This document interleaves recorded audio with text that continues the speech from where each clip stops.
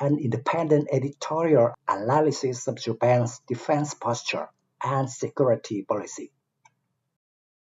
The strategic architecture of Japan's air defense is currently facing its most profound crisis. It is a crisis perhaps greater than any since the introduction of the Aegis system 3 decades ago. For years, the Japan Self-Defense Forces have relied on a 2-layered shield, Standard Missile 3 for exo-atmospheric interception, and the Patriot Advanced Capability 3 for terminal defense. This architecture was designed for a predictable ballistic trajectory, a geometry of warfare that is rapidly becoming obsolete. The emergence of hypersonic glide vehicles, deployed by regional adversaries, exploits the gap between these 2 layers.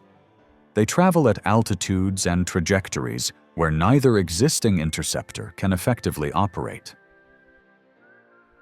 The recent formalization of the Glide Phase Interceptor, or GPI, a cooperative development program between the United States and Japan, is not merely a procurement decision.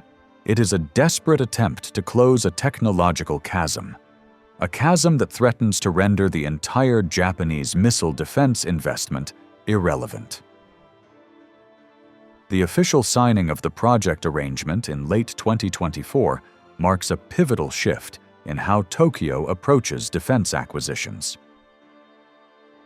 Unlike previous programs, where Japan primarily acted as a licensed producer or a financial contributor, the GPI program demands a genuine technological partnership. With an estimated development cost exceeding $3 billion, of which Japan is expected to shoulder roughly 1/3. The stakes for the Ministry of Defense are exceptionally high. In the selection of Mitsubishi Heavy Industries to lead the Japanese industrial contribution places the burden of performance squarely on domestic engineering capabilities. Specifically, the responsibility for developing the rocket motors and the divert and attitude control systems. This signifies that the United States is relying on Japanese propulsion technology to provide the extreme agility required to intercept a target maneuvering at Mach 5 or greater. This is a validation of Japan's niche expertise in solid fuel propulsion.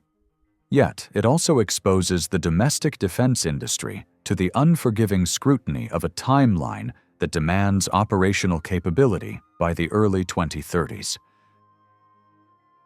Technically, the challenge of the glide phase is acute. Operating in the upper atmosphere, roughly 20 to 100 kilometers above sea level, a kill vehicle cannot rely solely on aerodynamic control surfaces due to the thin air, nor can it rely purely on space-based thrusters due to drag. It requires a hybrid control mechanism that pushes the boundaries of material science and guidance logic. For the Japan Maritime Self-Defense Force, this capability is inextricably linked to the procurement of the 2 massive Aegis system-equipped vessels. These ships were originally conceived as an alternative to the cancelled Aegis Ashore land-based system. They are effectively floating arsenals designed to house the large interceptors required for this mission. Without the GPI, these vessels risk becoming immensely expensive platforms with limited utility against the most pressing modern threat. The synergy between the new ship class and the new interceptor suggests that Japan's naval strategy is pivoting.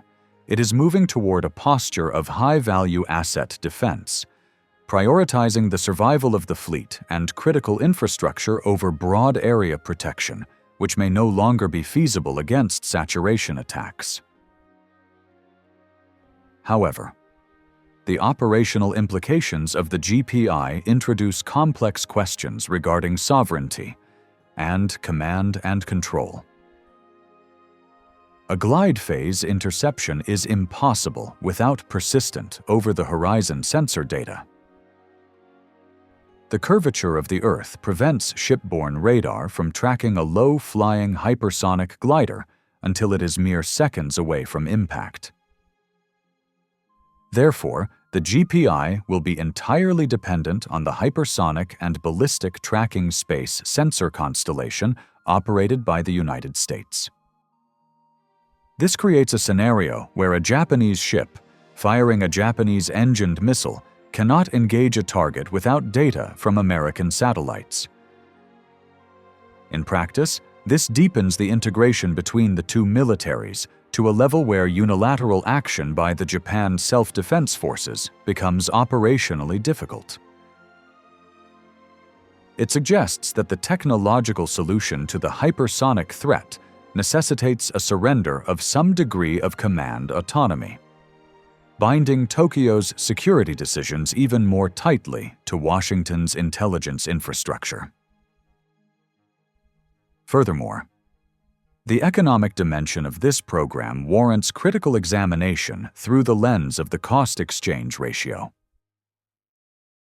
Defense analysts have long warned of the asymmetry between cheap offensive missiles and expensive defensive interceptors.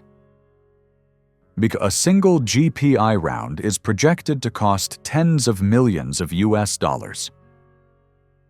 Adversaries in the region are expanding their arsenals of hypersonic weapons at a pace and scale that Japan cannot hope to match interceptor for interceptor. If a conflict were to occur, the magazine depth of the Aegis system-equipped vessels would be exhausted rapidly. The pursuit of the GPI implies a doctrine that relies on technological superiority to counter mass, a gamble that has historically yielded mixed results. It raises the uncomfortable question of whether these funds might yield a higher deterrent value if invested in counterstrike capabilities, such as long-range cruise missiles, which disrupt the adversary's ability to launch attacks rather than attempting to catch every arrow in flight. And the industrial aspect also presents a double-edged sword. While the participation of Mitsubishi Heavy Industries secures jobs and maintains critical skills within the Japanese defense industrial base, it also locks the industry into a specialized high-cost niche. Unlike the standard missile 3-block 2A, which has a broader potential export market among other Aegis operators, the specialized nature of the GPI and the strict export controls likely to surround hypersonic defense technology may limit the ability to scale production and lower unit costs. The Japanese government must effectively communicate to its public that this investment is not a guarantee of invulnerability, but a necessary entry fee to remain relevant in the great power competition of the Indo-Pacific. Ultimately, the GPI program represents a shift from a passive, shield-based defense philosophy toward a highly integrated, network-dependent posture. The political narrative in Tokyo often frames this as a defensive upgrade, but the technical reality suggests a fundamental transformation of the US-Japan alliance structure. The interceptor is designed to protect not just Japanese territory, but also American power projection assets in the region, making Japan a functional node in the wider American strategic architecture.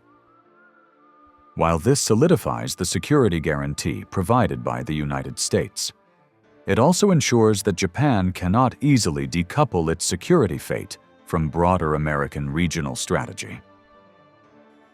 The success of the GPI will not be measured solely by its test range performance, but by whether its existence convinces potential adversaries that a hypersonic first strike is no longer a guaranteed path to victory. It is a technological bid to restore deterrence in an era where the physics of missile warfare have turned against the defender.